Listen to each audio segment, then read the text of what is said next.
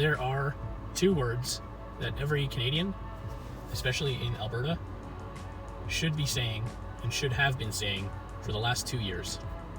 These are two words that, if we had said them and meant them and sought to have them enforced through proper legislation, through proper protest, and through proper communication with and from our elected representatives, these two words would have changed the course of the last 2 years.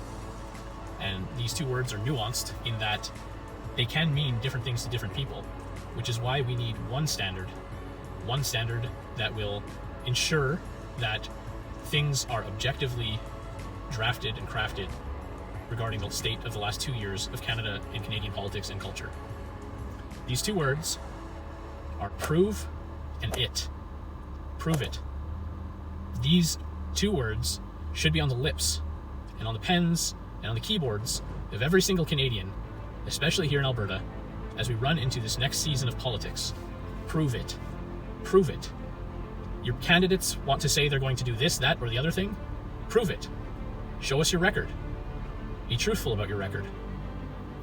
Your politicians that are currently elected, currently in power, currently sitting at the legislative grounds, currently seated in Ottawa, in Parliament, prove it. You want to say that you can do this, that, or the other thing, and you claim that it's on behalf of Canadian citizens, and it's for our good. Prove it.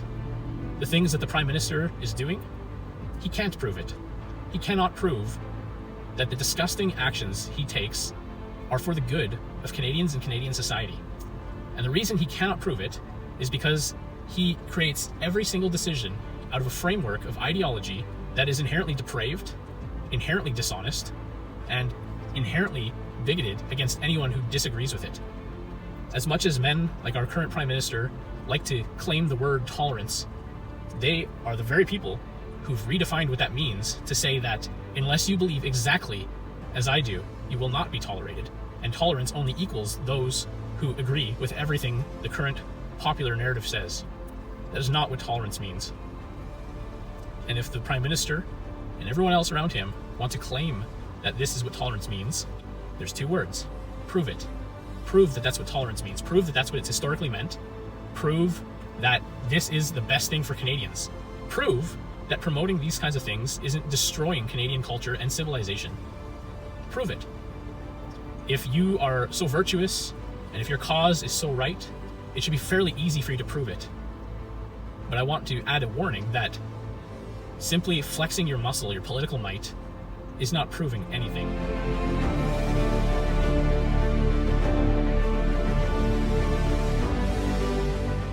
And one thing that the protests in Ottawa with the truckers has proven is that might does not equal right.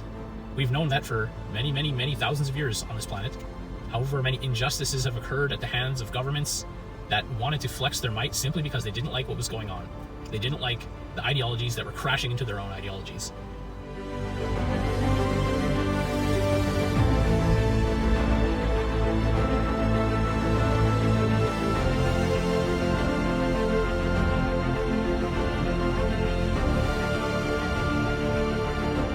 Might does not equal right. And even if the entire world was against one person who was in the right, that does not mean that the rest of the world is suddenly correct. A viewpoint does not become or does not demonstrate its correctness simply because a lot of people believe it, agree with it, or affirm it. That is not how truth works. We live in a world today where the words prove it mean something different to everyone. And for the people who are currently in power in Ottawa and in Alberta, including Muir, who resigned but refuses to actually step aside and allow an interim leader to be selected, you staying in your positions of power does not prove anything.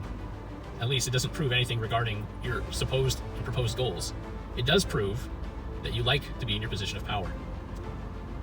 So to politicians, to media personalities, to everyone in Canada who wants to see responsible government that makes decisions based on facts and reality, the two words that we need to push forward are prove and it. We've learned over the last 2 years that if we value any aspect of the society that we currently have, we cannot just take somebody's word for it any longer.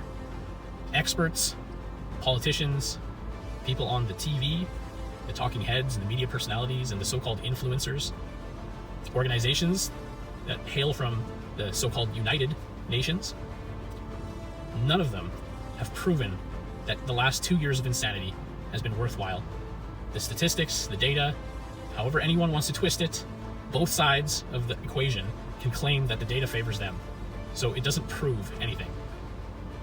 We live in a world where we now need to tell every single person who's presenting a truth claim to us to prove it.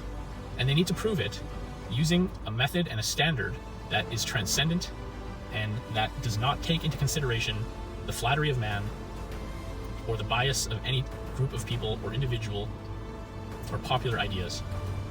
We need truth more than ever in our society. And while not every person is going to love and appreciate truth, we also need to understand that truth is more important than you think. Look at the last 2 years. There have been lies. There's no way for anyone in any position of power to demonstrate that they have not lied or been lied to, which resulted in lying to us over the last 2 years, which informed the way that they governed the situation. There was still a period of time where lies were believed and actions were formulated based on those lies. We need to tell our governments, we need to tell ourselves, and we need to tell those who wish to be in power, they need to prove it. Whatever their platform or campaign is, we cannot take it for granted any longer. We cannot just presume the best intentions. They need to prove it, and we need to prove it that we actually care about the freedoms and liberties that this society purports to endorse and purports to have. We need to prove it. They need to prove it. And none of us can take this for granted any longer.